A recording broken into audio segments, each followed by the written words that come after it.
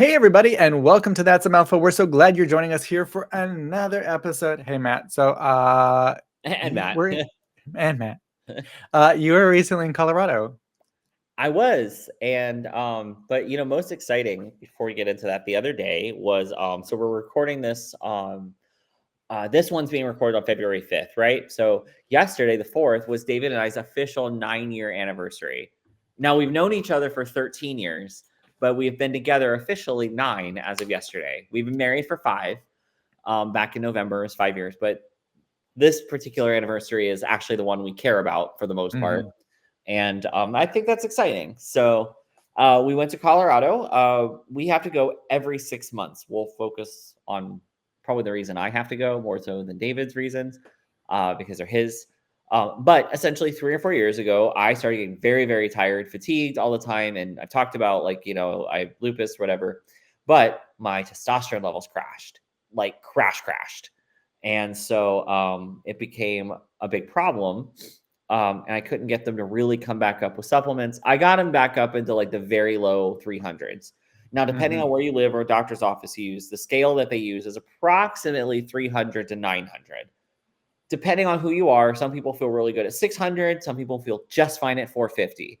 At one point, mine were like 4 something, and I still didn't feel good. And the next time I had them checked, they were 250, 257 at 8 or 9 o'clock in the morning on a fasting, which is approximately the time where RT is the highest for guys. And, think morning wood.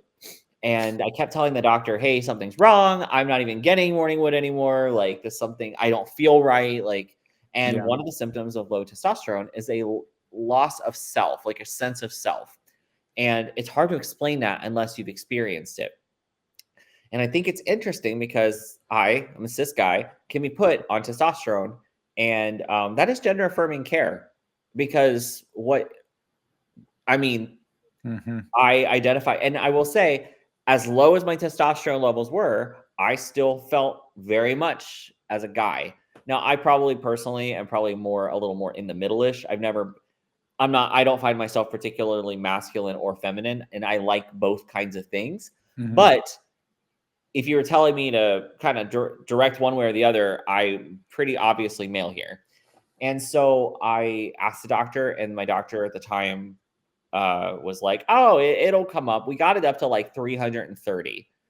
And it was a miserable process to do it, like a very unsustainable workout load to get it up there. And I still didn't feel good, like at all. I'm doing these workouts and my body just hurts, and not in I'm growing way, but I want to cry at the end of every workout and the end of every day because I just so uncomfortable and I don't feel good. And it made everything else really hard. And of course, I was in nursing school. So the doctor's like, oh, you're just stressed from nursing school. You're not sleeping at night. Well, I was in nursing school. I made sure I slept. I got sleep every single night and I ate real food. I did not sustain on junk food. And it was a thing I promised myself before I even started the program. And before I started nursing school, 3 months before, I got back to the gym and had a really good workout routine. And I walked into the nursing school the first day in great shape. I was ready, and I knew, because I've been through this before, so I know how important it is to keep a structure, schedule, study, everything, because you can't live at school. It's not healthy. And I would say around October, November of 21, I started getting fatigued, and everything from my hair started falling out and everything. So I finally got put on testosterone, and I was giving myself injections every week for almost 2 years. Now I've switched to pellets, but my doctor has moved. So his main office is in Colorado. And so it's only a short flight from here. And so I just travel there. And I'm fully seen. I do all the labs. I do all the checkups because it's a 4-day visit. So I do have to go through it while I'm there. And I basically do full visits. I do my labs, checkups, and it lets me manage prep, everything, my health, I do complete blood counts or CBCs and everything while I'm there. And I do it twice a year there. And then, of course, I am seen out here if something else goes wrong.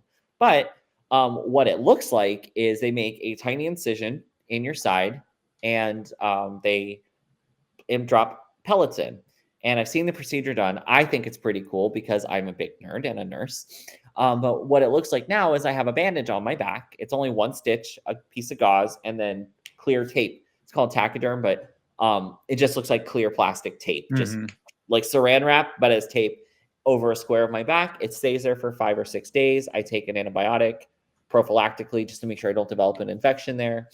And then this is only the second time I've had it done. The first time my dose was a little low, but you kind of have to start based on the labs that are available, right? So it helps keep your levels low. And then as they break up and dissolve, your levels will go back down again. So the idea is that you don't let them totally expire before you get the next one. So 5-ish months is probably best. But I refuse to go get on a plane during the holidays unless it's an emergency. So because it's not fucking happening. I would rather lay in bed fatigued as shit than get on a plane at Christmas time, which is what I would have had to have done. So no, but what'll happen in the next couple of weeks, well, basically in about a week, because it's been about 4 days now, is I will sleep better at night. I'll be up more during the day and I'll feel better. I'm also on day shift, which is one of the reasons I went to day shift, because my body, after a while, started to say to night shift. And that's also with me flipping back and forth sleep schedules, trying to like live and be present in my own house and with David and any friends that we have, not well. And it's challenging. That's why a lot of healthcare workers work nights, because we get paid a great differential and there is a different workflow. And I am personally a night shift person, but my body no longer is. And so while on it, another thing that has developed, likely because of night shift over the last 2 years, is a thing called insulin resistance. Now, type 2 diabetics are insulin resistant, but just because you're insulin resistant doesn't mean you're automatically a type 2 diabetic. But my body is developing some insulin resistance. Now, we know that because I have my labs drawn every 6 months and I have my glucose looked at, my fasted glucose looked at each time.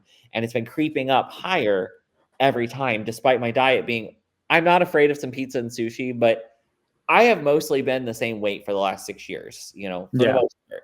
And what this means is it's called inflammatory weight gain. It means I'm skinny, like normal trim, my normal self everywhere, but my midsection has been getting bigger. Despite, you can actually still feel the muscle in my abdomen, but I've developed a whole bunch of like fat and tissue retention just in my core and midsection. And my doctor suspects it is likely due to this growing insulin resistance. So there's a couple meds I have to try. But the reason I'm bringing this up is a lot of times, I'm 38, is a lot of times these are the symptoms that go unnoticed because we aren't managing our labs. We aren't getting checked out. We aren't looking into things to try to deal with them while they're really not problems. I am not overweight and I don't have a diabetic problem, but diabetes runs heavy in my family. As far as I know, as do cancers. And you can do everything to prevent cancer and get hit by a bus. That's true. I'm not trying to live like the most pristine, perfect life. I just want to live a realistic life that I can be comfortable into my later years as well. I don't want to have 7 people to turn me because I didn't do something preventable. This is very preventable to manage. So what this means is probably a more managed carb diet, probably a medication to help target some of the inflammation. I don't know which one. I'll share that with you guys because I think I can't speak to everybody. I can only speak to the demographic of late 30s males. But I will say that I have noticed the fatigue and the discomfort. And like I have problems tying my right shoe for some reason. My left one is fine. But when I pull my right leg up to try to tie, it does not, I just can't flex. It just won't do it. And it's become very painful and uncomfortable. And it's very strange because I'm not the most flexible guy ever, but for my build, that shouldn't be a thing yet, So I just think it's super important that we highlight men's health. And I don't like to use case studies and examples because those are hard to see, right? It's hard to grasp something that you can't see, touch, hear. So we use my health as an example because various things can go wrong. And I think it's important to show that you can manage these things in a careful, affordable way, but you do have to advocate for yourself. Because my doctor is wonderful and he takes great care of me. And when I'm present, he's present. But at the same time, I was like, hey, can we look at my fasting glucose again? Because it's not super out of range. It's not like it's it should be between 80 and 120 if that's what you want your blood sugar to be. But fasting should probably be less than 100. And for years, mine was like 85, 90, and then it was like 95, 100, 108, 111, just starting to creep up. And the weight and bloating I pack on so easily. I started taking pictures to track it because it just looks, I literally will look 8 months pregnant if I eat a regular meal. And I don't mean eat till I'm stuffed. I mean like eat a plate of food and say, oh, that was delicious. I'm done. And I just, and my face gets really puffy and my stomach gets really puffy and big and uncomfortable. And so he's like, oh, well, let's look at this again, because that is not a normal thing that we're usually looking at. Most of us guys, we're in our late 40s and 50s, and we start noticing that we've got bigger bellies, because we're not 20 anymore. We're probably not working out. We're not jogging. We're not really watching what we eat. And we do have those extra few beers. I don't even really drink at all. We're talking maybe a glass of wine a month. So, because the first thing I got, even from my own doctor, was, who knows me, who has known me for 20 years, that, well, I see you have these iced coffees and things that you drink. I don't drink that much, guys. Like calorie wise, I'm very well within 1,000 a day. So it can happen to any of us. So it's very manageable. But I wanted to talk about it because I want everybody to understand that if you see something going a little off, not to be a hypochondriac about it, but hey, if you see something and you notice a physical change, say something. It's kind of like the reason you should clean your house regularly. You're not cleaning it every week because you think it's gross and disgusting. You clean it every week because that's how you find, oh, there's that nail pop. Let's go ahead and take care of that before someone runs a foot through it. Here's that crack or that leaky pipe that's just got a few drops on it instead of a flood. You take care of things and you try to be proactive, because our healthcare system is not designed for us to be proactive. So you have to be. So please take care of yourselves. And guys, to tell you, the med, my doctor's expecting the med is going to cause me to drop about 25 pounds off my stomach. That's how much I'm carrying in my stomach. Wow. And I don't post a lot on, if you noticed, I don't really post anymore. And that's why, because my stomach has become so uncomfortable to look at, because it's so out of proportion for the rest of my body. It's not like I have a larger upper and lower body and it's just there. It's become out of proportion for the rest of me. Yeah. And the doctor thinks it's almost entirely inflammation, but I will have to make some diet changes. And that's just reality, and I would rather be healthy and maintain myself than, I guess I can only have one pizza instead of two, guys. That's just the way it is. Oh my goodness, Matt. We talked about health, and I have my prep taken care of, all of that. So, just monitor it. Take care of yourself, guys. I was going to say, basically, do the Cody approach. Maybe not as extreme, but do the Cody approach and just keeping an eye on things. Keeping an eye on it is one thing. Guys. Don't Google. This is Cody. Oh, I have a headache. Let me check WebMD. I don't do that anymore, though. WebMD, and it'll be your last. Well, that's a tumor. I don't Google anymore. Yeah, good. Justin at one point was ready to disable search terms on their home computers. I say just be aware of things. I mean, don't be super hyper aware like I am. But here, I think these are some other things like you're saying, eating. Know what you're eating. Know how much you're walking. I walk about 10,000-ish steps a shift, right? So one of my days, if I work 3 in a row, the 4th day when I'm home, I barely move the first day because my legs hurt so much. They're so sore because I just did 15, 20 miles while carrying somebody, or multiple of each. And so, there is a rest day, and rest days are just as important as those hard workout days. You need to get your heart rate up, but you also need to be aware of, the other day I was on the treadmill and I was just jogging. I checked my heart rate. It was 186. That is way off what I usually am. I'm usually if I'm running, maybe 140. So I'm okay, so how much caffeine have I had today? So I think, well, everybody knows I love my Apple Watch and keeping check of literally every possible diet thing I can. So I do my weight and blood pressure every day. Obviously, my watch does oxygen and the heart rate and everything else. I also do once a week for the first month. I do my blood sugar. I test that for a full week, the first of every month. And then also, like, obviously, if you have a doctor and you're going to the doctor, you can get these blood tests and do different things. But there are options outside of that.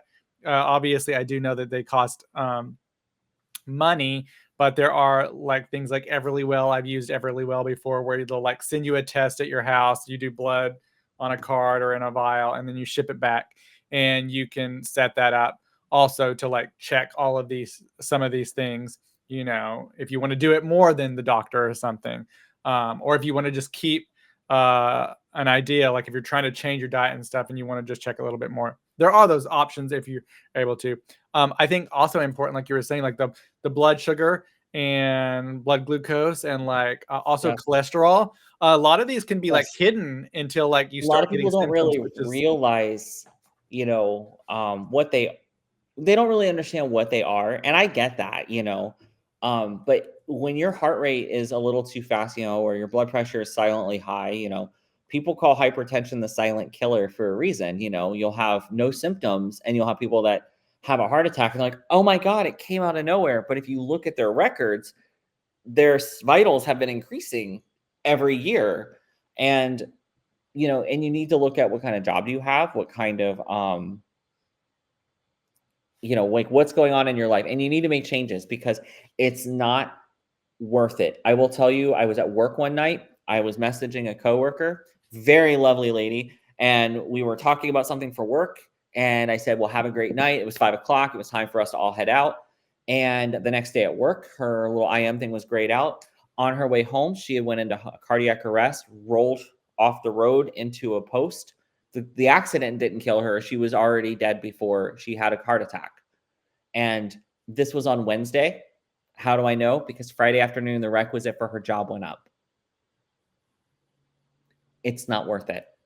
I will tell yeah. you, as a nurse who has sat by many people who have died, and they talk about things, and people who are in their final months of their life, none of them talk about, wow, I wish I'd stayed an extra hour. Now, some of them are like, I had to work to put food on the table, and that is different. We all know we're not Yeah. talking about that. Sometimes you got to work the overtime because you have a paycheck, and if you're the only one supporting, but most of them will talk about how they were sad that they tried to spend all this time on relationships that they didn't even want or want them. Like, they did it because they thought they were supposed to. That Mhm. relative they thought they should like, and maybe they just never liked each other.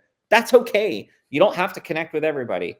But most of it, what they really wanted was their genuine friends and loved ones, like the genuine friends, the niece, the nephew, the aunt, the cousin that they just really clicked and connected Yeah. with.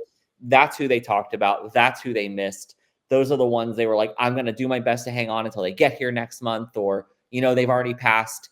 I'm okay with going because I want to be with them. There's nothing here I want to do anymore. Mhm. But none of them, some of them do talk about work with pride. Some of them are like, oh, I was this or I was that, and it meant so much to me. And that's how I met my wife, my husband, Yeah. my kids were born there, like all these wonderful things that did come from professional enjoyment. And that is possible. But none of them correlated with them working 100 hours a week and saying, well, that was a great plan. Yeah. Yeah, so I think just prioritize your health and look at those things, and again, like cholesterol and all those things, you might have high cholesterol and not even know it. So that's another reason it's important to kind of get some of these tests so that you're able to like be aware and track it over periods of time, get a base set if you haven't had your blood taken. That way you can look at it. I always point to like the Apple Watch or any kind of health tracker, because it'll be able to track that heart rate, your resting heart rate over like time.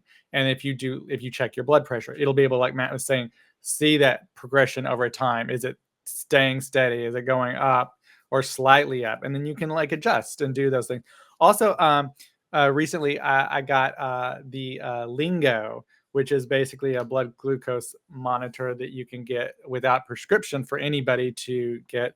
And I'm going to be using it for like 2 weeks. And so I'll be able to see, like, I think it's important just in general. People don't really think about it, I don't think, but things you eat or how exercise impacts your blood glucose level. And you can like kind of maybe see that like in like actual like graphs and see like, oh, maybe I shouldn't have so many sweets, or maybe I shouldn't eat this type of food. Maybe I should go for a walk, and you'll be able to see. And so some people, when they're able to see that data, like me, I see the data, I like react upon that data and like try to do better and do things. So that's important to do. So yeah, I think be healthy and exercise every week, even if it's just walking around your neighborhood. That's it's better than sitting around because you need to move. Absolutely. Well, guys, thank you for joining for this episode. Everybody, stay healthy, and we'll see you next week. Bye, everybody. Bye. Thank you for tuning in to That's a Mouthful. If you loved what you heard today, don't forget to like, share, and subscribe to keep up with all our latest episodes. And we've got more than just episodes.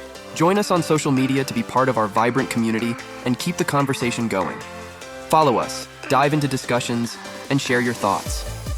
Want to support the show and get some fabulous perks? Check out our Patreon page. Your support helps us bring even more great content and keeps the party going. Every bit helps, and we truly appreciate it. So, until next time, keep that mouthful.